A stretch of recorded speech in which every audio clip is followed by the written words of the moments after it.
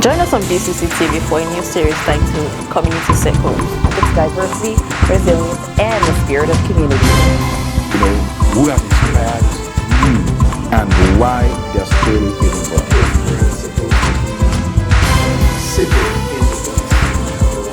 I think that you should say that because I'm thinking of Marcus Mosiah Garvey. Welcome to Community Circle. Tonight, on the Community Circle, we sit down with a man challenging Canada's political status quo. Founder and leader of the United Progressive Party of Canada, Carlton Darby, he believes that the country is ready for a new direction, one that blends the strength of both the Liberal Party of Canada and the Conservative of Canada, while putting Canadians first. But in a political landscape that often rewards clarity over compromise, can the middle path truly lead the nation forward? Let's find out. I'm glad to be joined here today with Mr. Carlton Darby. He's the chief. So, Chief. Thank you. Chief Darby, how are you? I'm doing good. Nice having you. You are looking good all the time, you know? Thank you. It's interesting. Yeah. Okay, let me also mention that he's also an accountant and yes, owner of a small business. Owner of a small business. Yeah. So it's nice having you. You are doing quite a lot for the community. And so today we want to major on politics. So first and foremost, let me ask, who is Canada's first black leader of a federal party? Well, the record will show that the United Progressive Party of Canada was approved by Elections Canada in 2018. And we contested the first federal election in 2019. At that time, we fielded about 10 candidates. And I always said that we got nothing because we spent nothing. In Canada, it takes a minimum of $240,000 to be in the race during election time, or to be recognized, to be known. $240,000. In that election, collectively, we spent about $20,000. The party that won that election that year, which was the Liberal Party, they spent $100 million. So to be elected, it's going to take that type of funding to get in the office. But the controversy, so to speak, is who was the first Black person of color to represent a federal political party in Canada, and it was our party led by me, which was the first. I am the founder and leader of the United Progressive Party. That was approved in 2018. There was a story went out by the CBC, and yes. I call them the fake news media. So, okay. Claim. No. Why are you on that? Don't lose that line of thought, because going through the CBC's reports, Anami Paul of the Green Party was said to be the first person of color that is leading a federal party. Right. So you're disputing that? Absolutely, and the record will show. She was elected as the leader of the party in 2020. I'm the leader since 2018. So the record is there. In fact, I've written to the CBC about making the correction on that, and no one go ahead to make the correction publicly. Is it that your voice is not strong enough, or they have just decided not to listen to you? Because if this is there right there, because if I go through the list of registered political parties in Canada, presently has released, I think, about in this month of April, right? Right. We have about not less than 14 Right. that are registered political parties Right. presently, Right. and Green Party of Canada is there, Right. But I can't see the United Progressive Party right now. I can see the registered political parties as Right. well, and if I scroll through, I can see over about 20-something the registered parties, and also the United Progressive Party is here. Right. So, by the way, there is the United, and also there is United. United, yeah. So they are different parties. Yeah, they're two separate entities. So we are the United. The other party is United. Okay. So the United Progressive Party, you are actually involuntary deregistration. Right. So can you what's going on? So that was a contention. It is. I'm not going to speculate as to why it was deregistered. The argument for the deregistration it doesn't make sense. Elections Canada have asked us to just go through the registration process again. However, we tried to re-register the party at least 2 separate times, and our registration was not approved.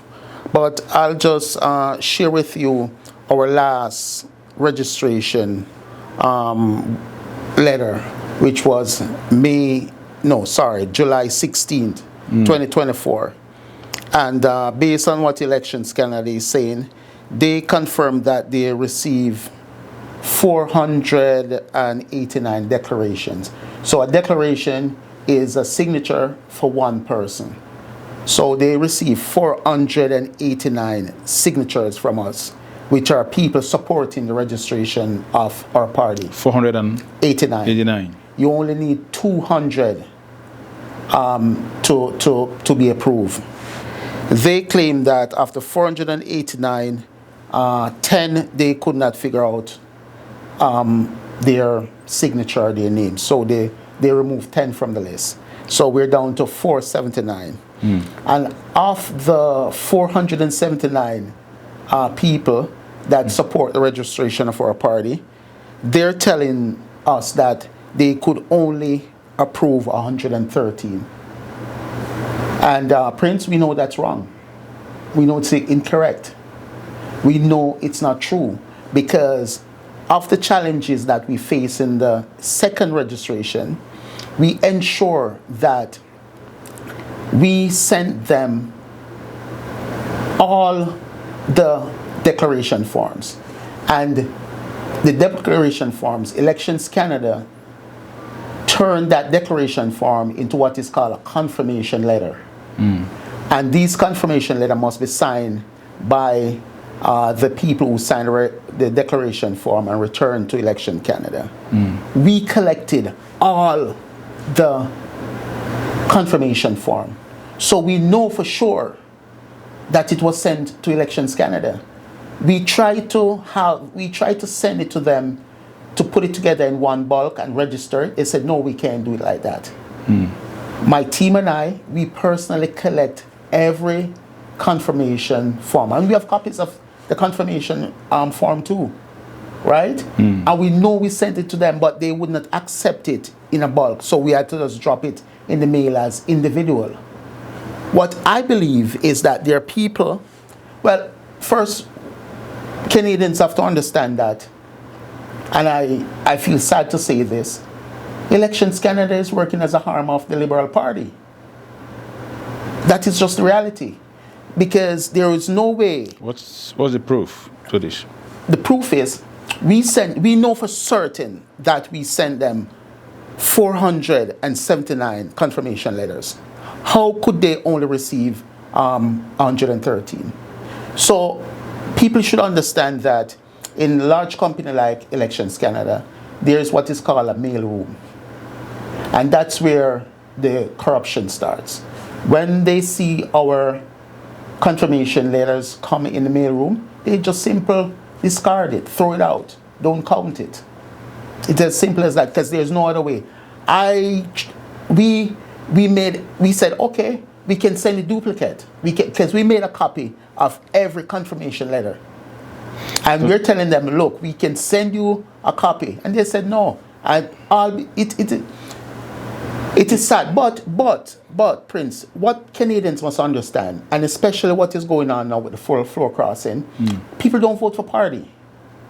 They vote for candidate. So we decided now, we're not going to fight with Elections Canada to have the party registered. We're just going to assemble 343 candidates, and they're going to be on the ballot as independent. Okay. Now, if I look at this letter you're talking about, which I have here already, I can see September 12, 2019. That was the original one. The one I'm reading from just now is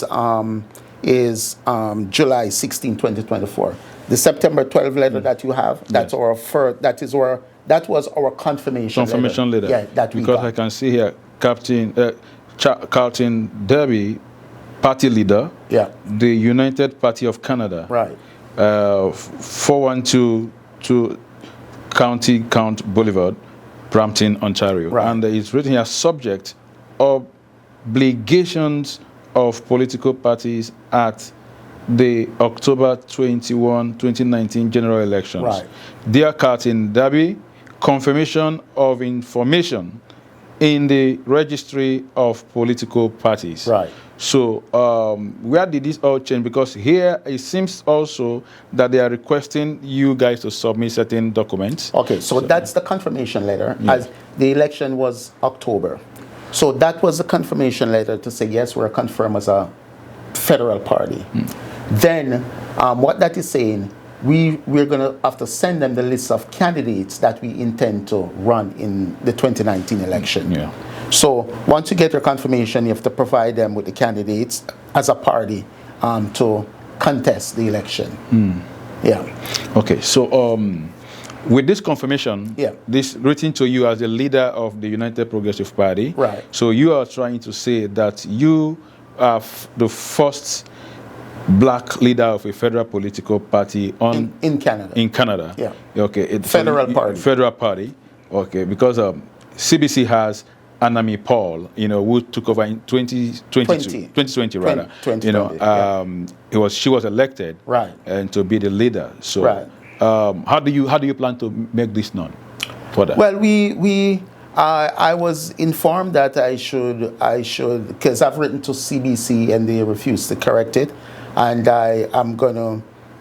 we're gonna send a letter to the CRTC, who govern broadcasting and stories that they put out, that this story is erroneous.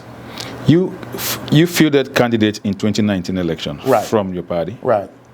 And what positions were they going for? Well, it's federal election, so we were looking to get into parliament. Now, I couldn't. If we had all 10 members elected, then we'd have 10 members in the House of Parliament.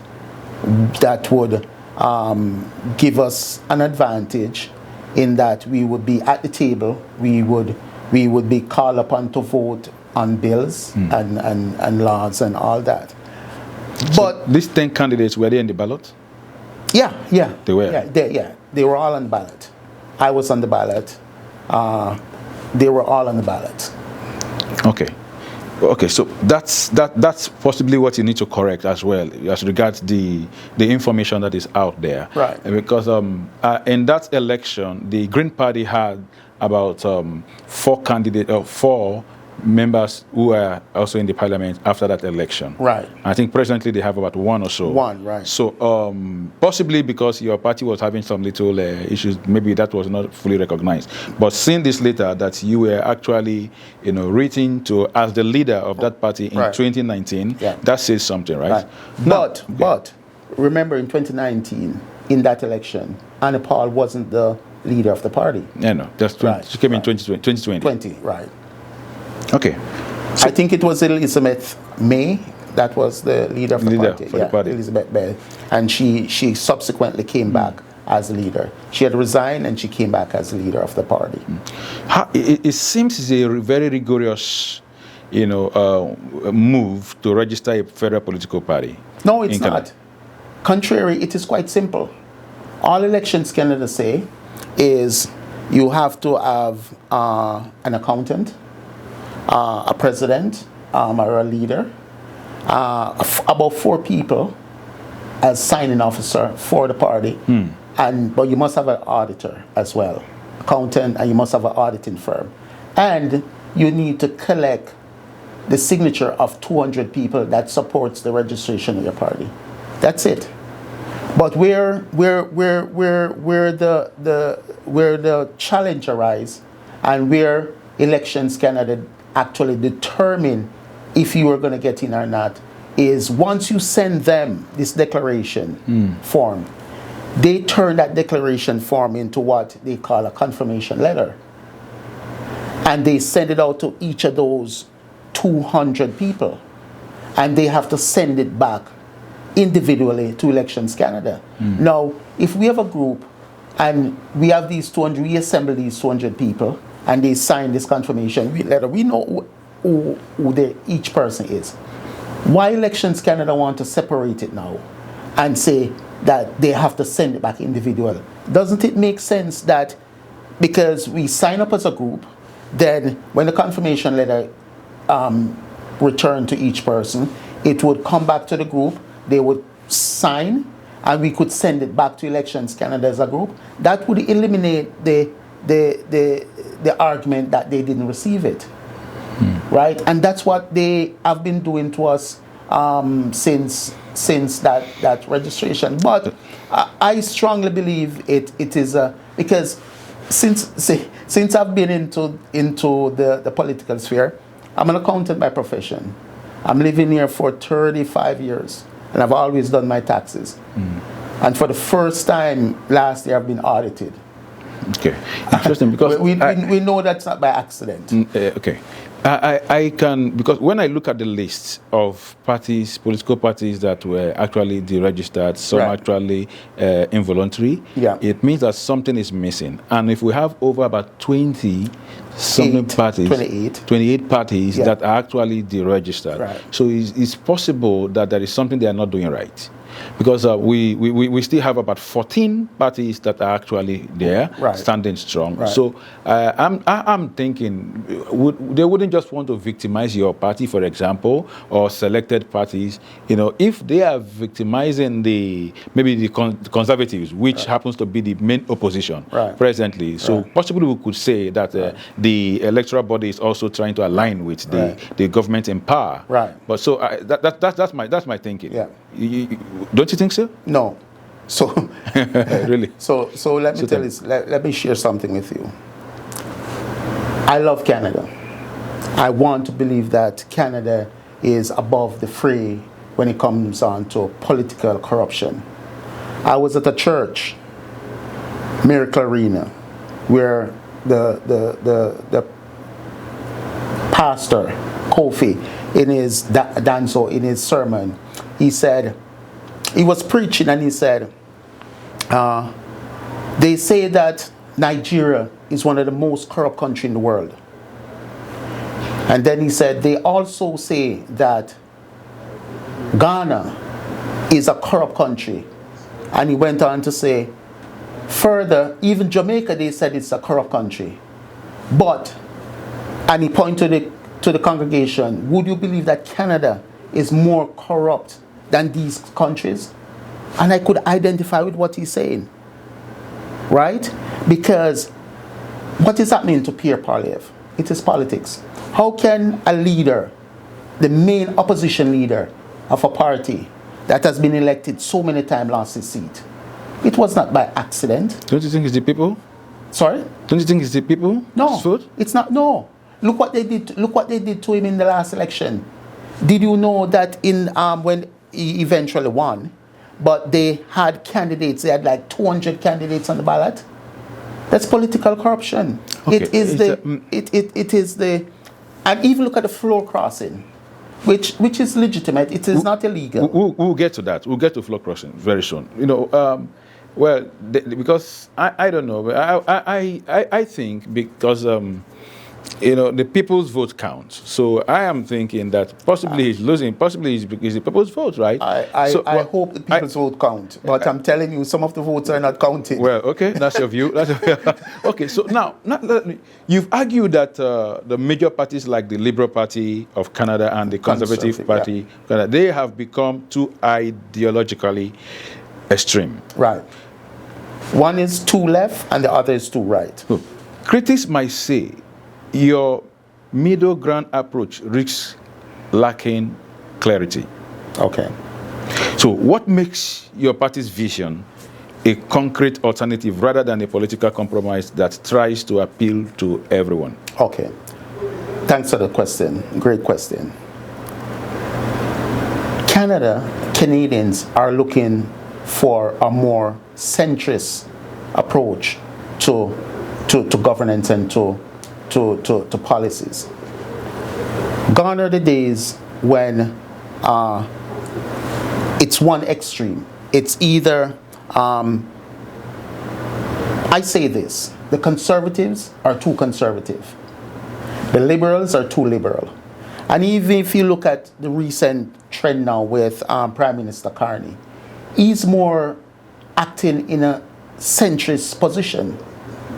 And that's what Canadians are looking for. When I talk to people in the streets, they said they are looking for a balanced approach to our politics, a balanced approach to our politics, right? As opposed to it's one extreme, it's either left or it's right. So what makes your party's vision concrete, as a concrete alternative? So as I said, this is what the people are looking for, as I understand it, and as I talk to people. People are looking for a balanced approach. We are very acceptable to Canadians from the standpoint that we are not extreme. We are not extreme. We are right in the middle. We are right in the middle of the issues that they care about. What does Canadians care about? They care about a good job. They care about job security. They care about education. They care about house. They care about affordable food. That is what Canadians are looking for. What are the practical steps to achieving this? If you guys are in power, what are the practical steps to achieve? So we, as a government, Canadians must understand this. And this is very, very important. While we're going to address the price of food, we must have security. So, as Prime Minister, one of my first acts would to strengthen our army. So no country is going to bully us. Are we under threat? Sorry? Are we under threat in Canada? Yeah, we are. Mark my word. The United States President is now in a fight with Iran that he's losing. He said after Iran, it's Cuba. After Cuba, it's Canada. The former Prime Minister told us, and I don't understand, or I don't believe Canadians are listening. The former Prime Minister told us Donald Trump wants to make Canada the 54th state, and he's not joking. Not because we do not see things happening now means that it won't happen. Okay, so because now that doesn't happen.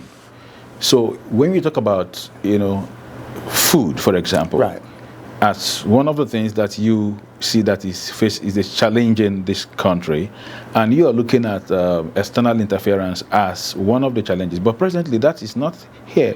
Trump has said that, and there's response to that.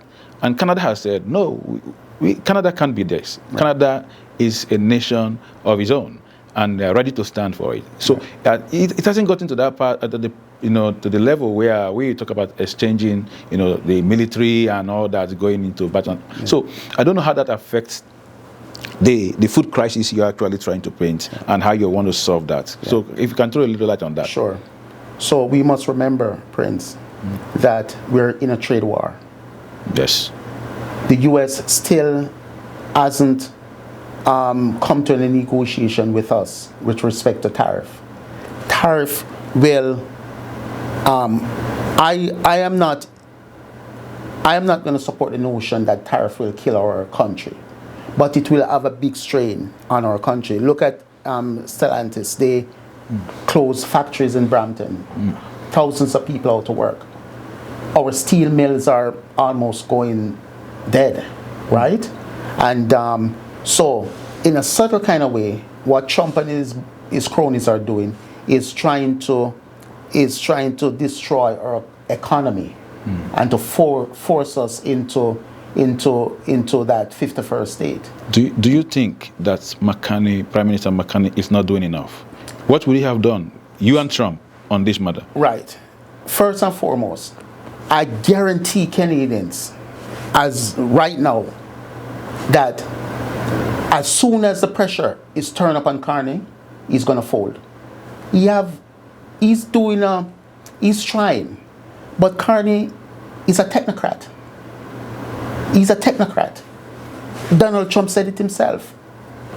It takes more than just education or having a PhD in economics to be a prime minister. He was the governor of the Bank of Canada. I thought he proved himself there. As the governor of the Bank of Canada? Yeah. He did a good job. I have to give him credit. But he did a excellent job when he was the governor of the Bank of England. So the problem with the current prime minister, and I'm not going to criticize him because I understand that it's not an easy job, but he vacillates too easily. The first misstep he made was to forgive the high-tech company in the US $2 billion in the DST taxes. And he did that to appease Trump so that we would have a favorable thing on the tariff. You can't do that. And we still haven't received any favorable position on the tariff.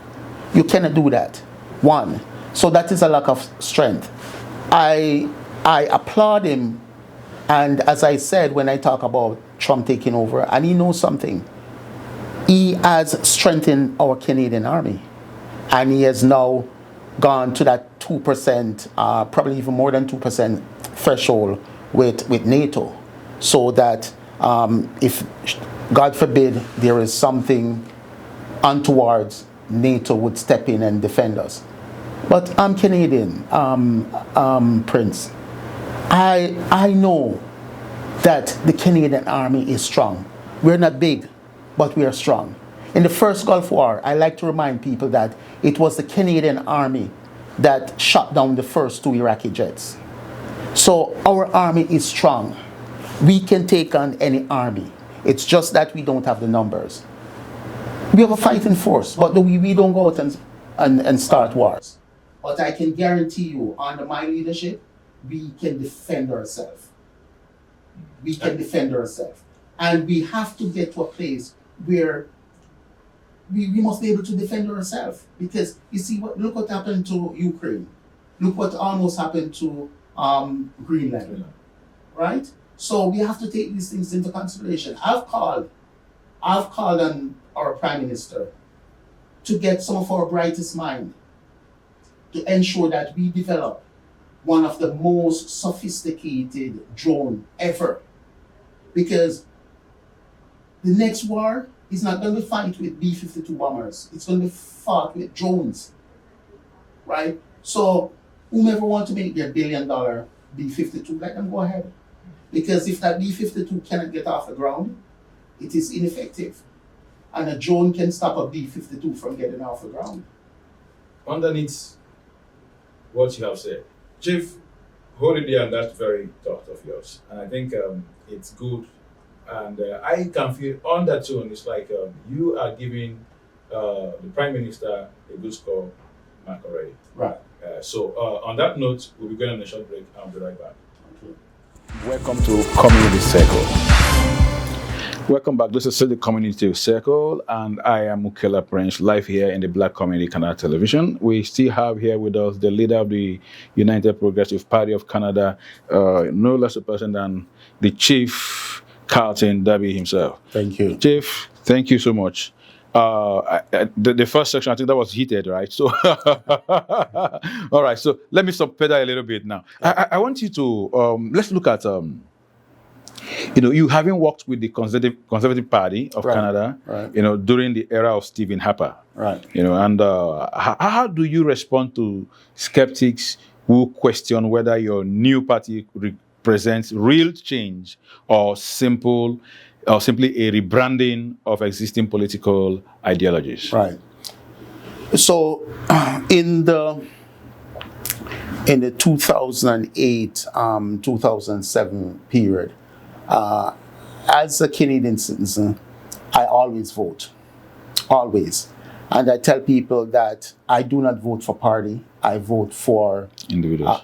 Not for individuals. I vote for the policies that they are putting forward. And in that period, I recognized that the Conservative Party had the best platform and the best policies. And as an accountant, I worked as a chief agent for R.J. Walter's campaign, which was in the Jane and Finch area. And we, over the years, have seen how what the people want, and I understand fully the difference between conservatism and liberalism. The problem with our present political atmosphere is that, as I said earlier, it is too extreme. The conservatives are too conservative, the liberals are too liberals. Hence, Canadians are looking for a more balanced approach to our politics. And as I said as well, Canadians are looking for a party that is going to address their needs as they see, not on the basis of ideology, not on the basis of liberalism, not on the basis of conservatism, but a balanced approach that will bring real changes to our country, will be fair to our citizens, and to ensure that we have a high standard of living that as where we are. We are a G7 country. I am very disappointed to hear the Prime Minister is going to have to give Canadians relief to purchase food. That's a third world mentality. We shouldn't be worried about food. No, we should not be giving subsidy for food for Canadians. Under my leadership, we don't give subsidy for food. We give people the right job opportunities to live a high standard of life that we used to. There's inflation. 25 years ago. There's inflation, and all this battle going on, tariff and all that, is affecting quite a lot of things. Right. So don't you think that's a measure just to be able to cushion some of the effect that it has on people and Canadians, meaning that you have a leader who have the people at heart? Don't you think so? And also, when you talk about the liberals being too liberal and the conservative being too conservative, so what can you give us just maybe a clear definition of that, of this, being too liberal, too conservative? So that extreme you are talking about. So, for example, So let me start with the first part of the question, where you ask what the current government is doing now to cushion where we're at in terms of inflation. We put ourselves in this position. Remember, remember, McCartney? Yeah, Carney. Remember, Carney was the chief advisor to Justin Trudeau. Yes. He encouraged Trudeau to continue with the carbon tax. The carbon tax was a major factor in the food price. But as soon as he became leader, he got rid of the carbon tax. Come on. You encourage your boss, because Trudeau was his boss, to continue with it. And then you come in and then you remove it.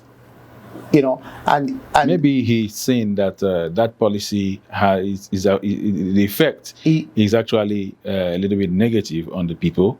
And also the conservatives are really on that matter, making sure that what they are hitting hard on the liberals. So possibly he was trying to create a balance and also see also the fact that, But the conservatives were saying that to him a long time ago, to remove it. and he holds steadfast on it as if it's a principle that cannot be changed. So that was wrong. So Most of the changes, while I commend our Prime Minister and I have the high level of respect for the man, but he was the advisor to Trudeau, and he encouraged Trudeau to keep all these policies in place. So fundamentally, that was bad decision, right? maybe change. And now he's at helm and he's trying to fix it. But the point I'm making is that you're fixing a problem that you created yourself. That's the point.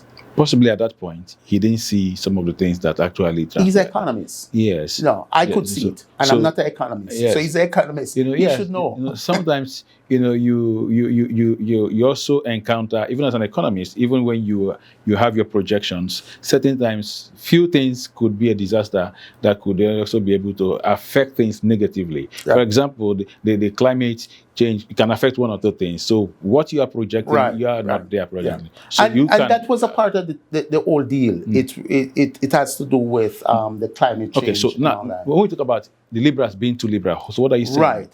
So when I'm talking about extreme, Yes. right? I'm a Christian, right? But I'm not going to go into the whole issue of relitigating abortion rights. We're done with that. That is an extreme. On the side with the liberals, I'm not going to go into the whole issue of gay rights. That is extreme, right? People are not worried about those extreme rights anymore. That is what I'm talking about, are some of the things that we talk about when we talk about liberalism and conservatism. And as such, even the new part, the world overall is looking for a more center position, because these extreme positions like abortion, gay rights, and all those things, people do not want to be consumed by those fights anymore. People understand people, and people are looking for place to live, a good economy, right? Good jobs. Your kids can go to a good school, get a good education, build our country. So we have to move away from those extremes. Hence, people are looking for a party that is will take a more centrist approach, and even Carney right now is taking a more centrist approach to his governance. Chief, there is quite a lot you have said. I would have loved to take you on those, and when you talk, quite a lot you have mentioned. Right. I would have loved us to be able to break those things down in more detail. Yes, and then be more detailed, because several people who believe in so many things are also watching today, and they hear you saying this. So it would have been very proper to have a more clarification over some of these things. But time will fail us. Right. Time will fail us. Right. So and it's a long-standing debate. Yes. Maybe the next time you come, let's talk about this, liberalism, and conservatism, and all that. So we can dwell on that, and let's so that we can be able to talk. But tell me quickly, as an immigrant who has built a life in Canada, how do you balance advocating for strong immigration policies while addressing growing concerns around housing, economic pressure, and national identity? Yeah, great question. So we know that in the last 3-4 years, the Liberal Party, our government, has brought in a flood of new immigrants in our country. 2 million new immigrants in 2 years. It was unsustainable. So we would move away from that. We would treat immigration on the basis of where we can provide for these new immigrants. Yes, we need people, but it must be in a controlled manner. I'm an immigrant, so I have no problem with immigrants, but I believe that Canadians like myself have been left behind in favor of the newcomers. And so these newcomers have been favored in getting things that hardworking Canadians do not have access to. For example, right off the bat, one of these new immigrants have access to a $50,000 line of credit to purchase a car. A Canadian who has been working hard, but because they get into problems with credit issues, they can't even get a car. That is wrong. So and these new people are only being accommodated to be voters, and the Liberal Party is just quoting them to be voters. And I think that's fundamentally wrong. You know, our country, a party or a government should be looking at making the country better, not to secure the next vote. Okay. Which is fundamentally wrong. Let's look at you've been very open about your Christian faith. Right. In an increasing secular and diverse country like Canada, how should personal faith influence public policy, without alienating Canadians of different beliefs or none at all? My first television interview, I was asked that same question, except that it was a little bit different. The question was, how would my faith guide my policy making? And I'm saying that I keep it separate, because I'm a Christian doesn't mean that my policies are going to be based on religion. It's going to be based. Canada is a diverse country. We have different faiths. We have different religion. So even though I'm a Christian, that doesn't guide my principle in terms of how I implement policies that would be for the people, because we know that Canada is a diverse country. Few things you mentioned about conservatism. Right. So some of them, because I hear them ringing in my head. Right. You know, when you talk about this right now, presently, because I would have loved to bring some of those points and put them into perspective. If your faith, you know, it wouldn't interfere with some of these. Now, it's also pertinent for us to look at, you know, some of these policies. For example, Bill C9. What would have been your take on Bill C9, or what is your take presently on Bill C9? You know the Bill C9, right? Yeah. So yeah. What's your take on that? The religious yes, part of it that is controversial. Hate speech and all that. So would have right. My take on that controversial bill right now is we should probably go to the people. It's presently in the Senate right now. I know, but we should probably go to the people, because there are some sinister undertone with that bill. And we could see where it can adversely affect one set of people over the other. So, given how contentious it is something that we should go to the people on. Okay. That's my take on it. Okay. Now, we have more pressing issues than just that bit of legislation right now. Let's go back to the beginning. What specific moment, experience, or frustration led to the creation of the United Progressive Party of Canada? Great question. What gaps did you see in the political system, that others were not actually addressing? Right.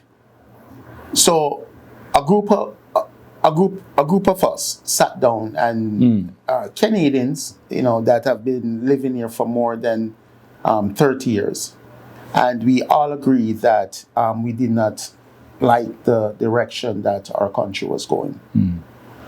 People were taking advantage of us. For example, people were coming in and filing for refugee. They were taking advantage of the system. We saw that this Liberal government was taking advantage of the system in bringing in one set of people to build up a voting base. That was wrong. We heard the Prime Minister at the time talk about the issue of housing is a provincial issue. And we knew that was wrong, even though, yes, on the books, it's provincial. But I believe at the end of the day, the Prime Minister of this country has the final say, right? And we should not be putting aside a very pressing issue to say, okay, we're just going to pass it off to the provinces. Because what affects the provinces will affect the federal government as well. And housing is something that affects us all. In the same breath, job affects us all. School affects us all, right? We have to have good schools and colleges, and we have to have good jobs. I see as a society that makes me so sad. One person earning an income cannot take care of the household anymore. You need 2 and 3 people working just to afford the basic stuff. When I came here, it was just one person working, and it takes care of mortgage, it takes care of food, it takes care of everything. And now it's 2 people, and even with 2 people working 12 hours, still can't make it. So that's what led us to start this United Progressive Party. And we found, as again, and I will harp back to this statement, is that what was going on, the left and the right was just fighting. And they were fighting about things that they have been fighting for the last 100 years, Prince. And we have to shift our mindset. We have to shift our mindset. We have to fight for the things for Canadians. Interesting. We've seen instances in Canadian politics where elected officials change party allegiance. Right. Even in midterm. Right. Critics call it opportunistic. Right. I don't know what you think about that. While others see it as principled decision making. Right. What is your stance on political floor crossing, and should there be stricter rules or consequences for this? Well, first, we have to understand our political system. Our political system is the Westminster system. What that means is that we have a parliament, we have a prime minister, we have a leader of the opposition. And as I indicated, that in Canada and in any Westminster system, you don't vote for party. You vote for the candidate. When you go into to mark your ballot, you don't see Liberal on the ballot. You see the name of a candidate who represent the Liberal. And that is why, given the challenges that we're facing with Elections Canada, we decided we're not going to ask them for registration anymore, but we're just going to have independent candidates represent us on the ballot. Because at the end of the day, it is the individual that we vote for. Now, with respect to the crossing of the floor, there's nothing illegal about it, but there's something moral about it, or immoral. Something immoral. Yeah. Because if a town, if a group of people elect you to represent their views as a conservative, they elect you to represent their views as a conservative. Why would you take it upon yourself? Although our system allows for it, as I said, there's nothing illegal about it, right? Why would you not go back to the people and say, look, I don't feel our views, maybe we should go to an election. But what is sad, I just saw a report recently when there was a vote in Parliament about the same issue, about flow crossing. And Pierre voted against it. He voted against it. Again, Prince, we have leaders that vacillate. They are not certain. Look at the Premier of Ontario. He bought a plane, he decided to return it. Weak. You must have bought the plane on good ground that, okay, you need it. So why people start to argue you're gonna return it? That means you did not bought that plane in good faith. You're vacillating again. We have to have strong leaders. We have to have leaders that is gonna set a policy and stick by it. We cannot be flip-flopping. And especially in this time with what we're facing, because we're still in a trade war with the United States. And as I alluded to earlier, and I'm telling you this, and your viewers, I want them to remember this. As soon as the pressure from Donald is on Carney, he's going to fold. Remember, this Prime Minister has $1 billion business in the States. $1 billion business. He's not going to do anything to upset Trump and protect Canadians. The little talk now are just small talks. These things that he's doing, even the speech that he made the other day at Davos, it was, out of convenience. Okay. We do not believe that. And I'm going to say this again. As soon as the pressure reached this Prime Minister from Donald, who is a bully, he's going to just bow. Mark my word. Just that his demeanor is not showing that, actually. No, but we'll see. But we know that he has already given back or not collect $2 billion in the DST taxes because Trump opened his mouth. You can't do that. You just cannot. And another thing that bothers me right now, we had a deputy prime minister and a minister of finance that approved at the time $24 billion for the Ukraine war. While Canadians, they are cutting OSAP for Canadians. Canadians are eating at food banks. $24 billion. Ukraine war is not our war, right? And we know now the same Minister of Finance who approved Canadian tax money to go to Ukraine is now working for the Ukraine president. How can that be in a civilized society? And no one speaks about it. It is absolutely outrageous. Not even the leader of the opposition, Pierre, is talking about it. No one is talking about it as if it's okay. I support the Ukraine war. I'm not against the Ukraine war. I support Ukraine in defending themselves. But it should not be at the expense of Canadians to the extent of $25 billion. Now, if Canadians were to give your party a mandate, how would you ensure accountability and avoid the same pitfalls that have led to public frustration with established parties?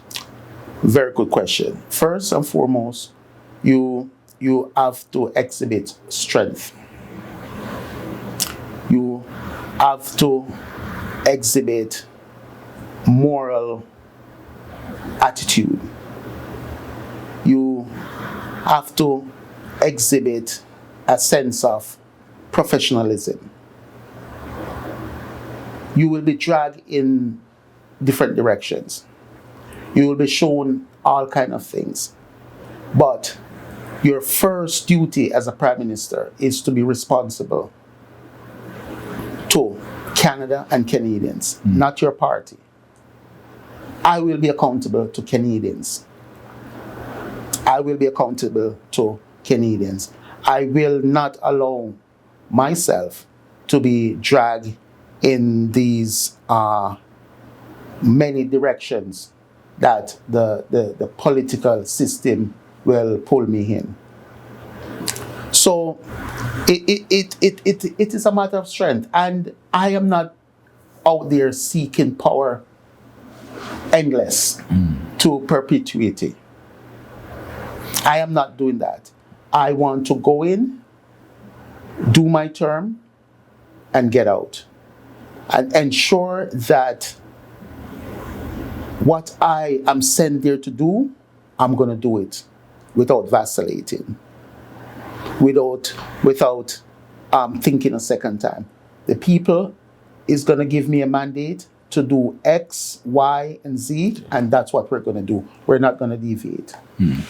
Now, the municipal elections are coming, and so this year, Yeah. As a matter of fact, in the next couple of Months. days, so Right. it's very close. So Right. submission and closure will be sometime in May 4th, Right. right? As we bring this discussion to a close, Yeah. I want you to let us, first and foremost, I don't know your party, the position, how you are flying presently, how you want to go. You want to run independently, or what's the solution? What is the party doing presently? You talked about funding and all that. So you Right. have a longer time now for the federal election. Right. So how are you preparing all this? So what is on ground? What next are you doing? So let's just wrap up with all of this. And then if you have a Right. few words you want to speak to Canadians, then that's the camera. So you Right. just do that. Well, in summary, as I indicated before, we are not going to continue in a fight with Elections Canada, because we know that the party, people vote for individuals. We're going to have a group of individuals that we have 3 years now to get them in their ridings, let them be known to their riding what they intend to do for them, let them know that this is who we are, this is what we're going to do, and this is how it's going to be done. And once we have the proper funding so that we can run the advertisement, we can do the different town halls, and we be straightforward with Canadians, then we believe that we will have a great opportunity to change the political landscape without going through, say, Elections Canada in forming a party. Because, again, people don't vote for parties. They vote for individuals. So you've given up? No, it's not a matter of give up. We're just changing the position. It's not a giving up. It's not giving up. What is the significance of the party? There's no significance, because people are voting for individuals. And if the party was of any great consequence, and someone, for example, someone wouldn't leave from the Conservative and move over to the Liberals, right? So it's individual, and what we want are strong individuals that will represent the riding, each riding, in a strong way. And I share a story with you quickly. I was at a restaurant, Cactus, at Sherry Gardens, and I went over to a table with some guys, more senior guys, and I gave them the brochure for our party, and I spoke to them a little bit, and then at the end of my conversation, I said, "Okay, guys, do you think I can be the next Prime Minister for Canada?" And the makeup of the guys were 3 Asian guys and 2 Caucasian guys. And one of the guys stood up and he said, "Carlton, if you had asked me this 25 years ago, I would have said to you, no way in hell that will happen." That's to the question of being the next Prime Minister for Canada. But he said, in this, and it was last year, he said, "I believe that in this year, Canadians will vote for you. Not because they like you, but because they want to prove to the rest of the world that Canada is not a racist country. And that gives me hope. I believe if our message gets out there, Canadians will go with the change. For 159 years, Prince, Canada has seen 24 or 25 prime ministers. Of the 24 prime ministers, only one woman. And they were all Caucasian guys. There's never been an Indian prime minister. There's never been a Asian prime minister. There's never been a black prime minister. And the time is now. The time is now for the change. Darby Carlton, thank you for sharing your vision and perspective. Whether Canadians actually agree or disagree with some of the things you have said, conversations like this are actually essential to shaping the future of our democracy. Right. So, and for our viewers, the question remains, what kind of Canada do you want to see? Thank you for being part of this edition.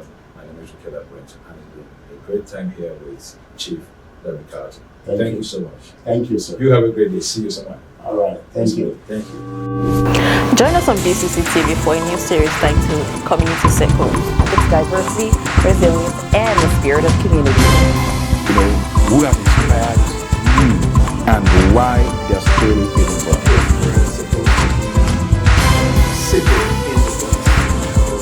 I think that you should say that because I'm thinking of Marcus Mosiah Garvey. Welcome to Community Circle.